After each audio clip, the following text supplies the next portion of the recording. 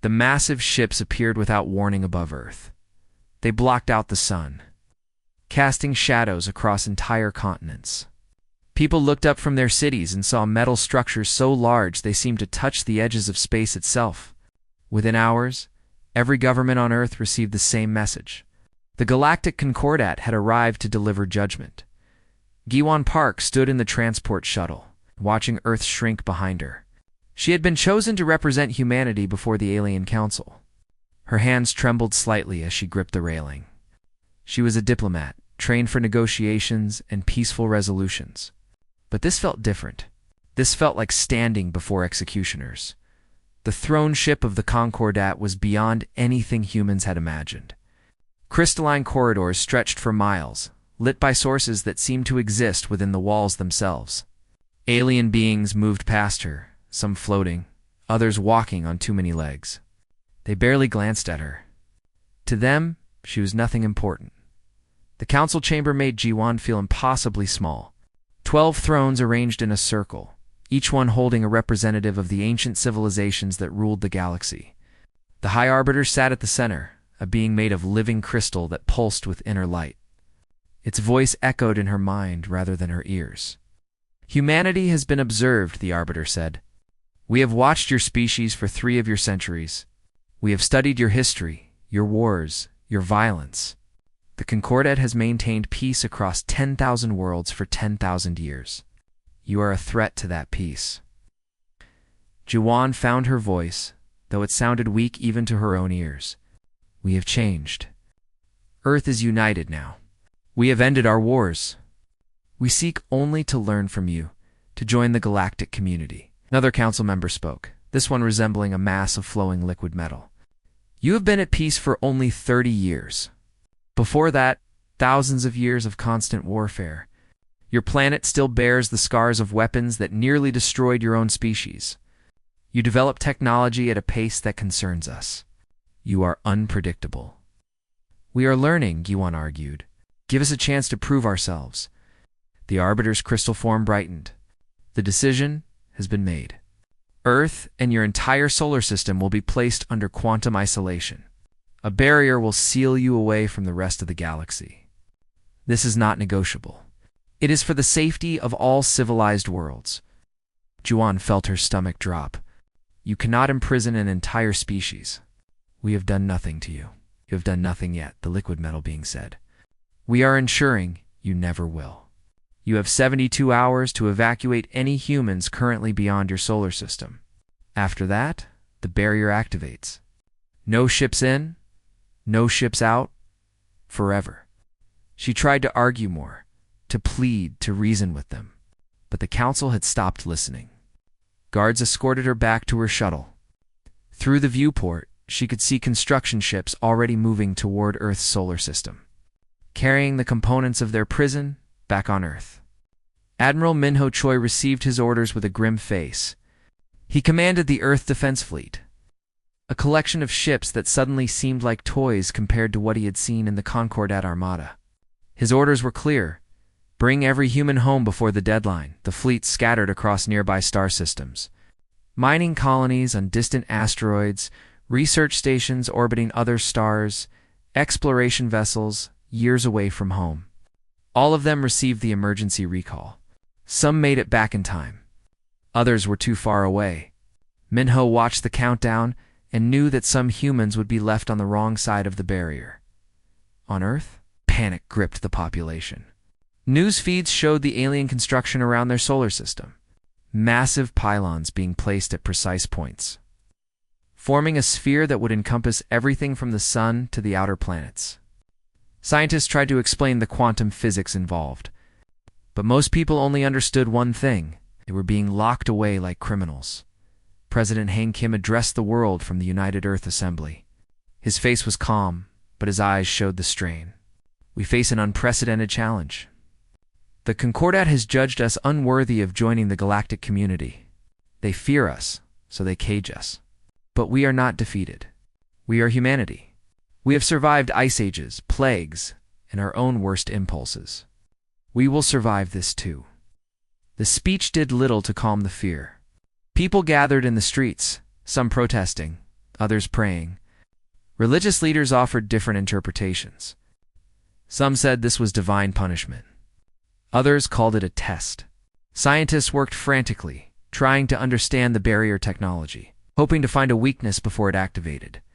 G1 returned to Earth on the last day before the barrier completed. She met with President Hayon in his private office. He poured her tea with steady hands, a small gesture of normalcy in an impossible situation. Tell me honestly, he said. What are our chances of breaking through? Guan wrapped her hands around the warm cup. The technology is beyond us.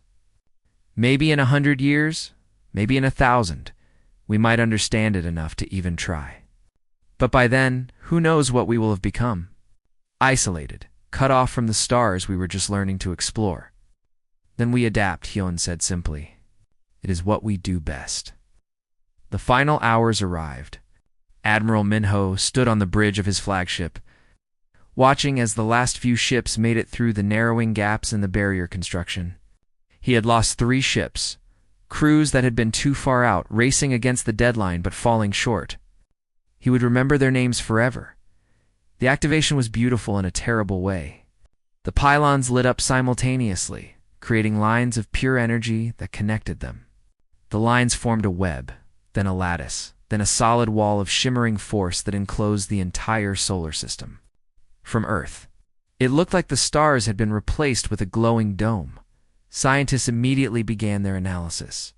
Dr. Soman Lee, Earth's leading quantum physicist, stood in her laboratory surrounded by screens showing data streams.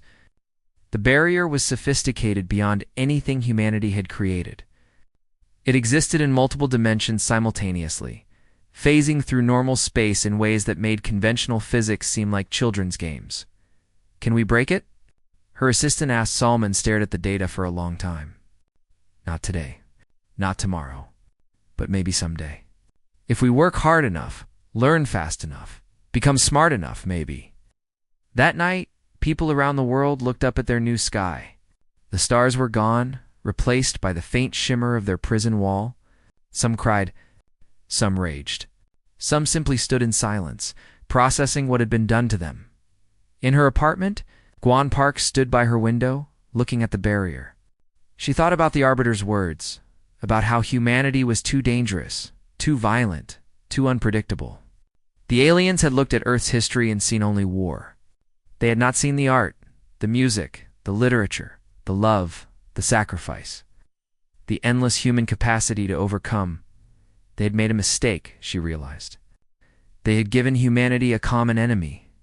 They had united Earth's people in a way that decades of diplomacy had never achieved. They had given humanity a purpose. She smiled grimly at the glowing wall above. You wanted to lock us away, she whispered. You have no idea what you just created. 3 months passed since the barrier activated. The initial panic had transformed into something else. Something the Concordat would not have expected. Determination. President Hyun Kim stood before the United Earth Assembly. But this time his message was different. The fear was gone from his eyes, replaced with fierce resolve. Representatives from every nation filled the chamber, and for the first time in human history, there was no dissent about what needed to be done. They wanted to cage us, Hayon said, his voice carrying across the silent room. They looked at our potential and felt afraid. So they tried to contain us, to keep us small and manageable. But they have given us something precious. They have given us time. Time to prepare, time to grow, time to become what they feared we might be. The assembly erupted in applause. Plans were already in motion. Plans that would have seemed impossible just months before.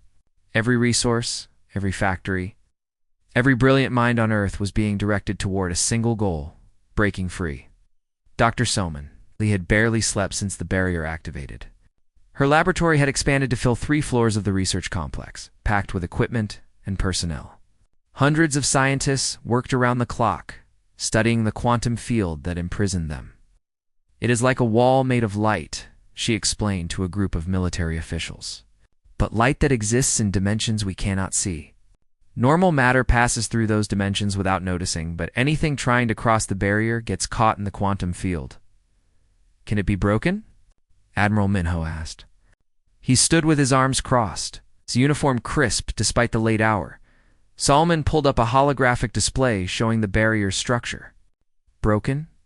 Maybe not. But understood? Yes. And if we understand it, we can potentially replicate the technology, or find a way through it. The military transformation of Earth was staggering.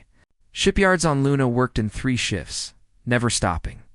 The asteroid belt became a massive mining operation, harvesting materials at unprecedented rates. Mars colonies expanded rapidly, their domes covering more surface area every week. General Dae-Yun Kong oversaw the military production from a command center on Earth's surface. Wall-sized screens showed him real-time data from every production facility in the solar system. New ships took shape in the orbital yards, sleeker and deadlier than anything humanity had built before. "We are building the wrong fleet," one of his advisors said during a planning meeting. "We are designing ships for a war we know nothing about, against enemies who have technology centuries ahead of ours." Dae-Yun shook his head. "We are not matching their technology. We are creating our own path. Human innovation has always worked best when we ignore what others say is possible." Engineer Uniquan proved that point. She worked in a secret facility deep beneath the Pacific Ocean, accessible only by submarine. Her team was small, just 24 of Earth's best theoretical physicists and engineers. They were working on a problem that the Concordat had dismissed as impossible. Faster than light travel, without using the Galactic Transit Network. Yuna explained to Admiral Minho during his inspection visit. The Concordat uses artificial wormholes, stable tunnels through space that they control. We cannot access those tunnels, so we need something different. She showed him equations that made his head hurt. Something about folding space itself, creating temporary bubbles of altered physics that would allow a ship to move faster than light without technically breaking any laws of physics. "It sounds insane," Minho said. Yuna grinned. "It is insane. That is why it might work. The Concordat thinks inside a box built by 10,000 years of conventional science. We have only been in space for a few centuries. We are still willing to try crazy ideas." The first test was terrifying. A small, unmanned probe, loaded with Yuna's experimental drive, launched from a facility on Pluto. The probe accelerated away from the solar system, then activated the new drive. For 3 seconds, it simply vanished from all sensors. Then, it reappeared 30 million kilometers away. The control room erupted in celebration. Yuna stood quietly, tears running down her face. It had worked. It had actually worked, but speed alone would not be enough. Earth needed weapons, defenses, ships that could survive combat with technology far beyond their own. Traditional weapons were useless against the Concordat's energy shields and advanced. Armo Dr. Soman made another breakthrough. While studying the barrier, she discovered that the quantum field had a specific frequency pattern. By matching that frequency with modified energy weapons, projectiles could theoretically pass through similar shields. It was like finding the right key for a very complicated lock. "We are learning their language," she told President Heian during a private briefing. "Every piece of their technology uses similar quantum principles. Once we understand the basics, we can adapt our own weapons to exploit their weaknesses." The global economy reorganized itself completely. Stock markets became irrelevant. Currency took on new meaning when every nation contributed everything to the common goal. Food production automated to free up workers. Education systems focused on science, engineering, and military training. Earth's population accepted rationing, long work hours, and uncomfortable changes without complaint. The unity was remarkable. Old national rivalries disappeared. Religious differences seemed trivial compared to the challenge they faced. Political ideologies merged into a single philosophy: survival and freedom. Giwan Park traveled constantly, meeting with leaders and groups around the world. Her role had shifted from diplomat to inspiration. She spoke at universities, factories, military bases, anywhere people needed to hear that their work mattered. "They judged us by our past," she told a gathering of young engineers in Singapore. "They saw our wars and assumed we would always be violent. They did not see our capacity to change, to to unite, to overcome. We will prove them wrong.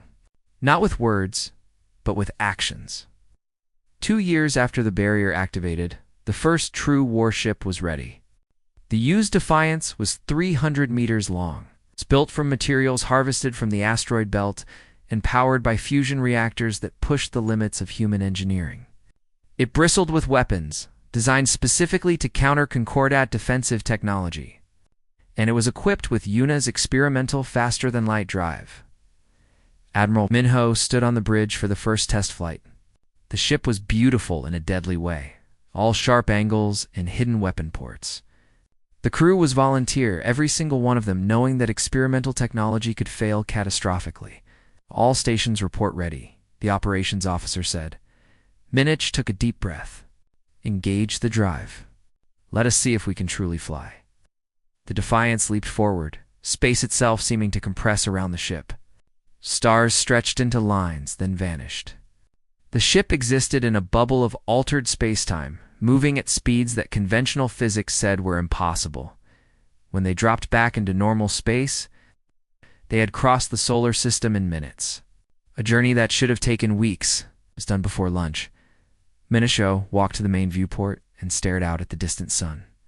Behind it, hidden from view, was Earth, and around it all, the barrier that was supposed to keep them caged forever. They thought they were protecting the galaxy from us, he said quietly to his second-in-command. They gave us 2 years alone, thinking we would despair or give up. Instead, we have built something they never expected. They have no idea what they have created. The ship turned, accelerating back toward Earth. In the shipyards, 11 more vessels like the Defiance were under construction. And in laboratories across the solar system, scientists were preparing for the next phase. The cage was still there, but humanity had learned to pick locks. Dr. Soman Lee stared at her computer screen, barely believing what she was seeing. 312 nights of work, thousands of failed experiments, and countless frustrating dead ends. But now, finally, she had it. The barrier can be opened, she said aloud to her empty laboratory. Her voice cracked from exhaustion.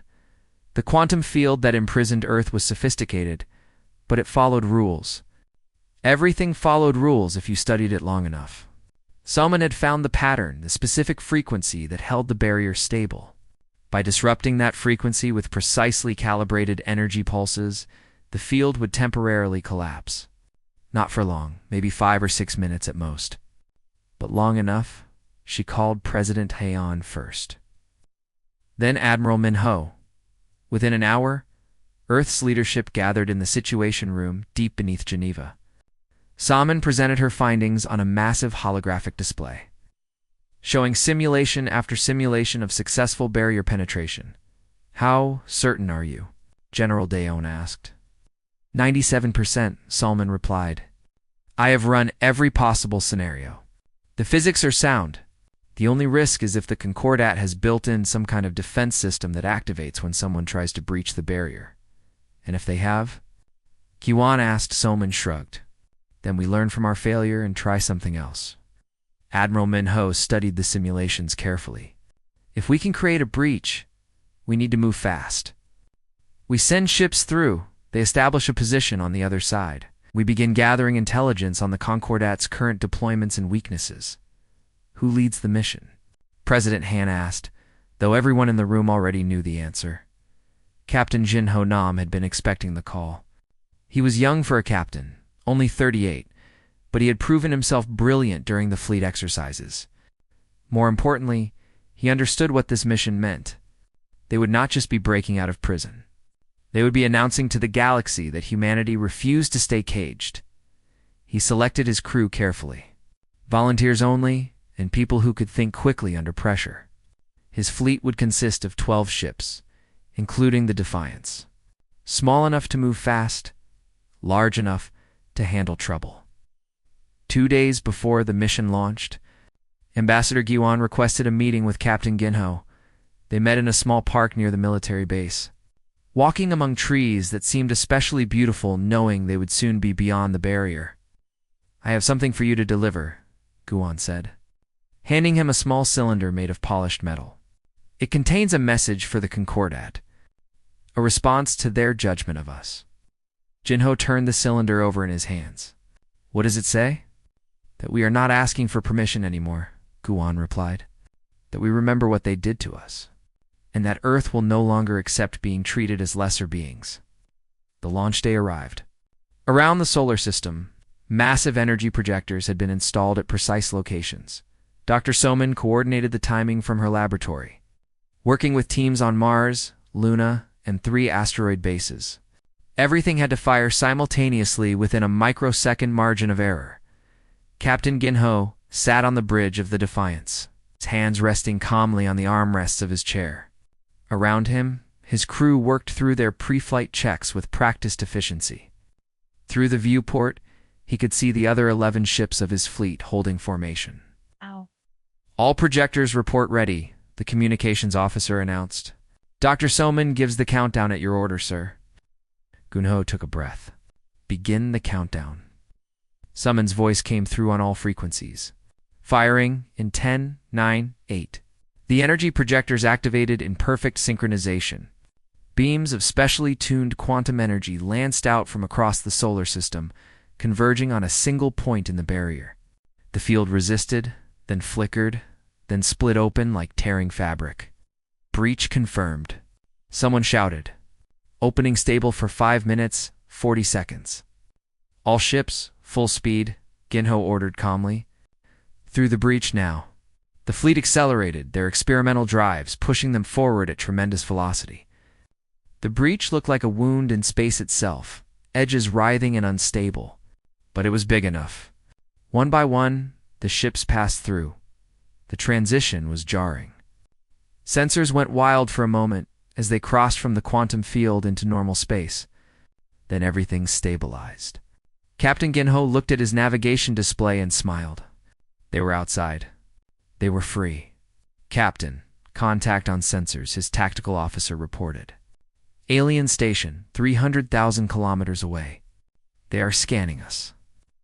Ginho studied the tactical display. The station was small, probably a monitoring post. Any weapons? None detected. Looks like a pure observation facility. Disable their communications array, Ginho ordered. But do not harm the crew. I want them alive and very surprised. The Defiance moved with a grace that belied its size. Weapons ports opened and precision lasers fired. The alien station's communication dishes exploded silently. Secondary shots took out their emergency transmitters. Within 90 seconds, the station was isolated and blind. Prepare a boarding team, Ginho said. I am going over personally. Sergeant Hannah Shin led the Marine detachment. She was compact and efficient, with a reputation for thinking 3 steps ahead in combat situations. Her team secured the docking port within minutes of attaching to the alien station. Inside, they found a crew of 7 aliens representing 3 different species. The aliens had been caught completely unprepared. They had been monitoring the barrier, convinced it was unbreakable.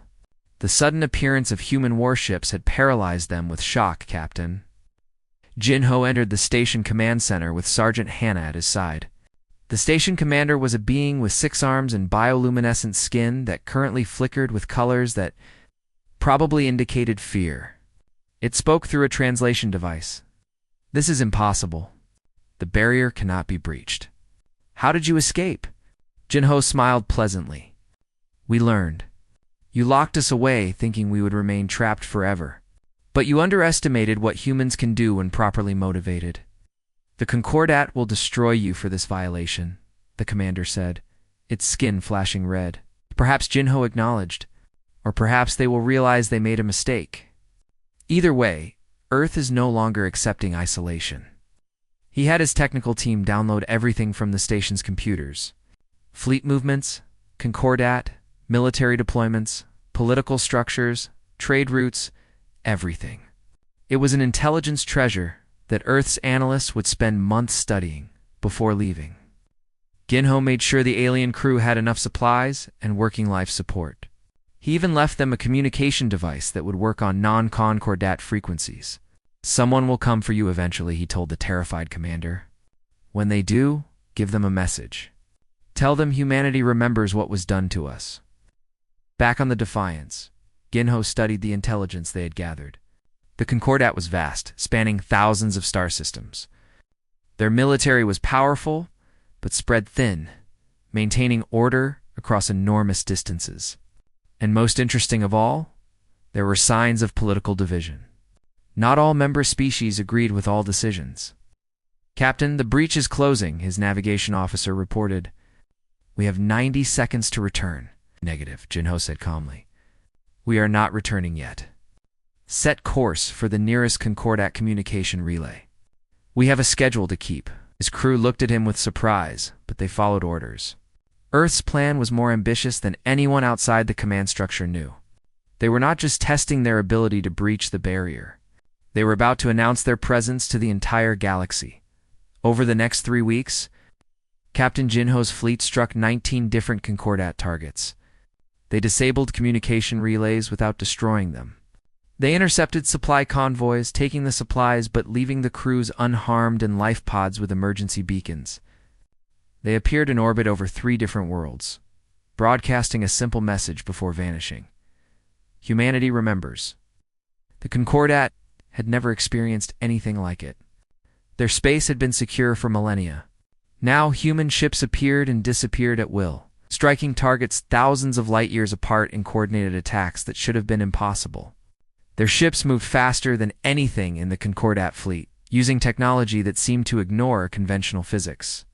Back on Earth, Dr. Summon's team could now create breaches in the barrier at will. The prison had become a shield that humans could open and close whenever they wanted. They were launching attacks from behind it, and retreating to safety before the Concordat could respond. Ambassador Giwan watched the reports with grim satisfaction. The galaxy had judged Earth and found them wanting. Now Earth was returning the favor, showing the Concordat that they had severely miscalculated. Captain Jinho received his final orders with a sense of anticipation.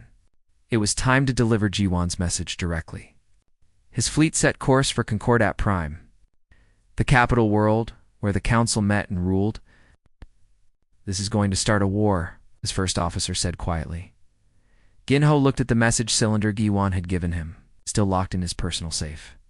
"The war started when they exiled us. We are just making sure they know we are fighting back."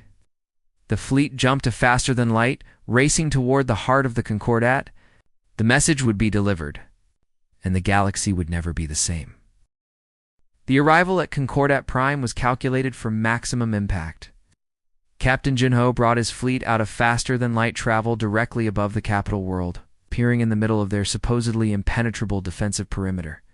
Thousands of sensors registered the human ships simultaneously, triggering alerts across every military installation in the system. Admiral Kethrix was in a strategy meeting when the alarms started. He was a veteran commander from a species that resembled armored reptiles, with 3 rows of sharp teeth that showed when he spoke. He had fought in 17 campaigns over his long career and had never lost a single battle. "What am I looking at?" he demanded, staring at the tactical display showing 12 unknown vessels in orbit around Concordat Prime. "Human ships, sir," his intelligence officer replied, her voice shaking. "They appeared without triggering any early warning systems. Our defensive platforms are targeting them now, but they have made no hostile moves." "How did they get past the barrier?" Kethrix asked, though he already suspected he knew the answer. The humans had somehow broken through. It's impossible had become possible. On the Defiance's bridge, Captain Jinho watched as thousands of weapon systems locked onto his fleet. Any one of those platforms could destroy his ships in seconds. But he had counted on the Concordat's bureaucratic nature. They would not fire without authorization from higher authority, and that authorization would require discussion and debate. "Open a channel on all frequencies," Ginho ordered. "Request an audience with the High Arbiter and the Concordat Council. Tell them Earth has a message to deliver." The message caused chaos in the council chambers. The High Arbiter's crystalline form pulsed with agitated light. Emergency meetings were called. Military commanders argued for immediate action. Diplomatic corps urged caution. And through it all, the human ships sat calmly in orbit, waiting for a response.